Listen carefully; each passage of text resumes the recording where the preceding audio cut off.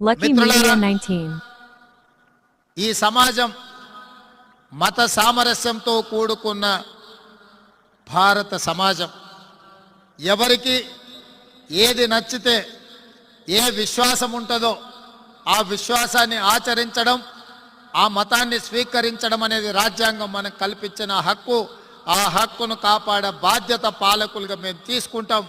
ఈ రాష్ట్రంలో ఎవరు కూడా ఎలాంటి మత వివక్షకు గురి కాకుండా, మత వివక్ష దాడులు జరగకుండా కట్టడి చేసే బాధ్యత, అక్కడక్కడ చెదురుమదర సంఘటనలు జరుగుతున్నా తక్షణమే ప్రభుత్వం వాటిని నియంత్రించి ఇలాంటి దాడులకు పాల్పడుతున్న వాళ్ళని శిక్షించే బాధ్యత తెలంగాణ రాష్ట్ర ప్రభుత్వం తీసుకుంటుంది.